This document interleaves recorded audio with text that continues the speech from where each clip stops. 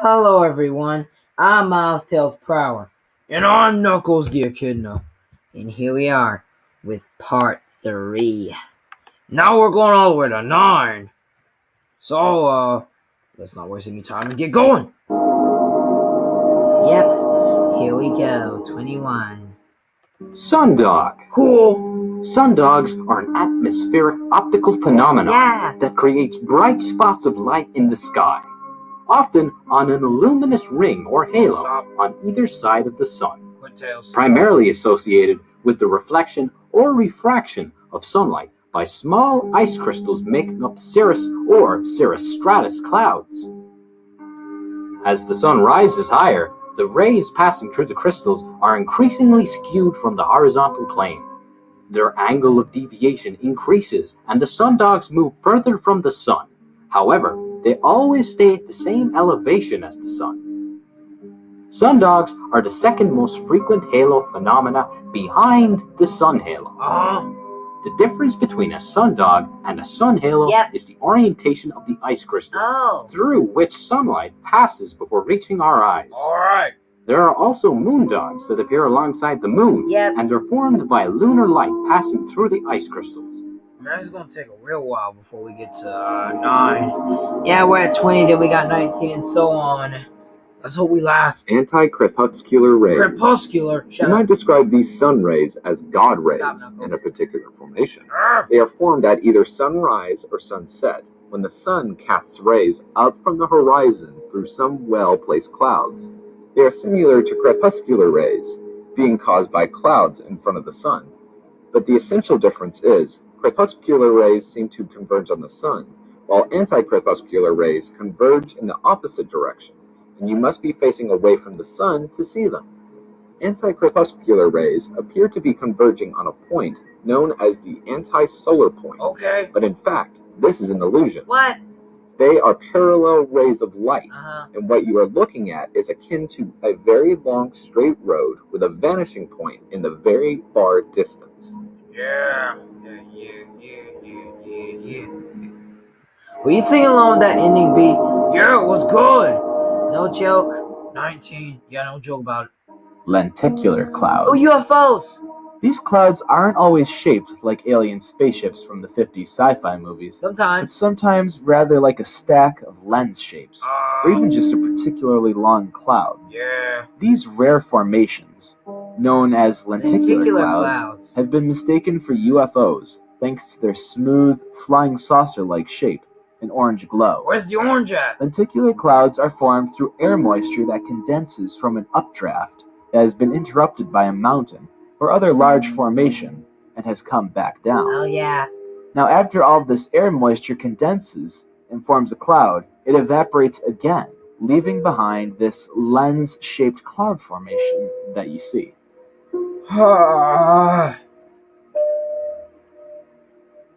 Knuckles, you getting tired over here? No, not sleepy at all. Yeah, right. I'm not sleepy either. You are never sleepy. Mesocyclones.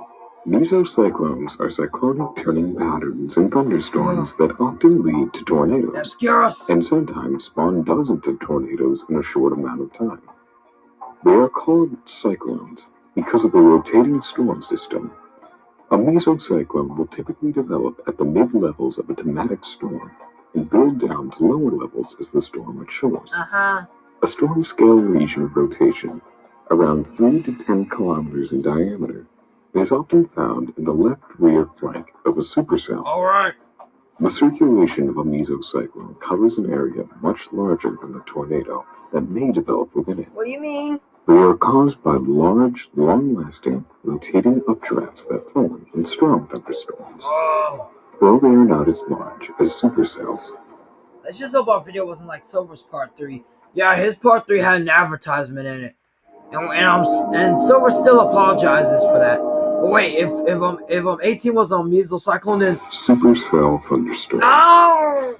It's the name given to a continuously rotating updraft deep within a severe thunderstorm that looks downright scary. It is. Supercell thunderstorms are amongst the most dangerous thunderstorms that occur on the planet. Yeah. and almost always produce severe weather of one kind or another. Oh. Supercells have the capability to produce tornadoes, damaging hail, and strong downdrafts. Oh my god! Most tornadoes are spawned from the supercell.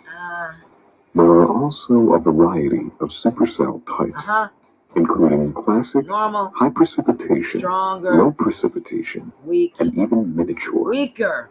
Supercells are formed everywhere severe weather occurs, provided there's enough wind shear and instability in the atmosphere. They're most common in the middle of the United States, but they can occur in 49 of the 50 states, as well as Canada and elsewhere around the world. Oh my gosh. Mesocyclone and supercell are going to give us nightmares. And just like Silver, we're going to dream about these weather experiments too. And parts 1 and 2 are cool, but part 3 is going to be nightmares. Glory. Oh, glory! Glory is an atmospheric optical phenomenon consisting of a series of concentric colored rings about the anti-solar point visible against the background of a cloud, fog bank, or mist. Oh. Glories aren't as rare as you might think. What you mean? In fact, they're quite often seen by passengers as an aircraft moves between the clouds and the sun. Only passengers on the side of an aircraft looking away from the sun can see them, however. Someone's sleepy. If you have a strong light source at your back and you're looking into the clouds or fog, then it's possible to see the shadow of the aircraft you're traveling on surrounded by a glory. This optical phenomena results from the diffraction, in this case, the backscattering of light by small droplets of water. The radius of the glory is dependent on the size of the drops. Right. The smaller the drops, the bigger the glory. And I'm guessing the bigger the drops, the smaller the glory, huh? You might be right there, Tails, buddy. You mean, brother? Whatever, you know what I meant. Calm down, you're scaring me. Sorry. Undulatus asperatus. You what? These ominous-looking clouds are particularly common in the wide-open plains states region of the U.S. Man, we don't live there, though. Seen often during the morning I want to see or that. midday hours following convective thunderstorm activity. Sonic wouldn't. These clouds are considered a precursor to severe weather. Why not? Appearing to form rain or thunderstorms. It looks like water. Regardless of official cloud status or And not. Sonic can't swim. Undulatus asperatus are strikingly visual reminders that the atmosphere is an ocean of gas, complete with cloud waves crashing high above. Tails! They occur when enough atmospheric instability or rising air is available to create widespread cloud cover, as well as wind shear and turbulence, which creates this wavy, rough, sea-like effect. Tails, people are gonna think you're a big baby coward in this video. I'm sorry, it's just these thunder lightnings are scaring me. I have brontophobia, Knuckles. Sorry. Thundersnow. Oh. Thundersnow is a strange weather phenomenon first discussed in the winter of 2006, involving a thunderstorm with snow instead of rain. Thundersnows require very strong upward vertical air movement within winter storms, usually associated with highly baroclinic low-pressure systems with a source of warmer air wrapping into the storm. The warmer air ingested into the system helps to introduce instability into the cold sector of the storm, which, along with the ambient upward vertical motion, can produce prolific lightning activity. Thundersnow is typically associated with very heavy rates of snow, which can lead to reduced visibility, so be careful out there.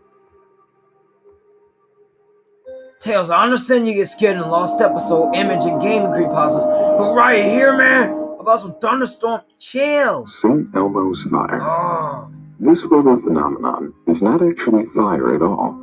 Instead, it's the result of a gap in electrical charge giving the illusion of a burning flame atop a sharp object, like lightning rods, masts, spires, and chimneys, or on aircraft wings. Okay. St. Elmo's fire can also appear on leaves, grass, and even at the tips of kettle horns. Because this phenomenon was so regularly observed by sailors during thunderstorms, it was named after the patron saint of sailors, St. Elmo. The flames associated with St. Elmo's fire are not red like fire flames, but rather shades of blue or violet. Oh, right. Come on, 9. We're 3 numbers away. No, we're 4. Moonbows. Oh! Moonbows are created by light reflected from the moon. Yeah. These very rare sightings of nighttime rainbows Yep. or lunar rainbows are associated with moisture and post-rain conditions, very similar to regular rainbows. Yeah. Unlike rainbows, no sunlight is associated with moonbows. Oh. People who have witnessed moonbows should consider themselves very lucky, as the atmospheric and moon conditions need to be just perfect. A full or almost full moon at low level combined with moisture droplets. Moonbow hunters are more likely to find these rare bows at major waterfalls, including the Cumberland Falls. Cumberland Falls. Don't forget that place. That place is a classic. Now we're 2 numbers away, Knuckles. Kelvin-Helmholtz clouds. What are those? This formation is very unusual and a bit surreal. Stop trying to steal These it. tremendous cloud formations are the result of shearing winds up at the cloud level. A particular type of turbulence can develop in a layer of cirrus cloud, which forms below an inversion between air currents of differing speeds or directions. Sea waves break as their bases are slowed down upon reaching shallow water, and their crests surge ahead. Cloud waves break in the same way. When their crests are pushed ahead of their troughs by the difference in air currents, they are also rarely observed as they don't retain the shape for very long. The clouds often form on windy days, where there is a difference in densities of the air, such as in a temperature inversion. Temperature inversion. Almost. This is the last one. Then we can pause part 3 and save it. Volcanic lightning. Why did it have to be this? Volcanic lightning, or dirty thunderstorms, is a weather phenomenon that is related to the production of lightning in a volcanic hole. The process starts when particles separate, either after a collision or when a larger particle breaks in two. Some difference in the aerodynamics of these particles then causes the positively charged particles to separate from the negatively charged particles. Lightning occurs when this charge separation becomes too great for air to resist the flow of electricity. Volcanic eruptions also release large amounts of water, which can also help these thunderstorms along. Darn, why did it kill my jam? Knuckles, that was just scary. Oh yeah, right, bro. I'm supposed to be there for you. I'm not supposed to be that mean. I'm sorry, man. I'm useless here. Knuckles, no, don't take it that way. I'm sorry. It's just, dude, you know I have brontophobia, so you gotta learn to deal with that kind of fear. I mean, not everyone is gonna be able to man up from all their fears. They might be able to man up from some, but not all of them. Like remember when I manned up from one of my old fears? Guys, please put in the description what one of my old fears was. Besides lightning. Lightning is my new fear. I bet you I had an old fear before. But anyways, Knuckles, I had an old fear once, and now I have a newer one, so you gotta deal with this one. Right. Haven't you ever had a fear? Nope, not at all. Anyways, viewers, we'll see you in the 4th and final part. This is gonna be epic.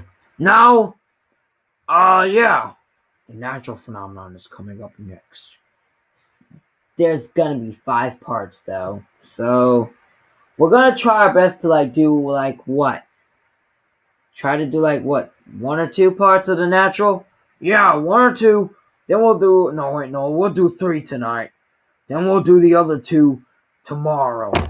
So yeah, after we do this part 4 of this, then we can get straight to working on the other ones.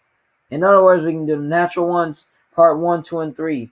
Then we can do 4 and 5. No! Matter of fact, we'll just save the food and beverage SCPs for tomorrow. We'll do everything today. Are you sure we can do it? I'm positive. Now, anyways, guys, we'll see you in the 4th and final part. See you later, everyone. Bye-bye, team. I just still silent. I don't care. But bye-bye, team.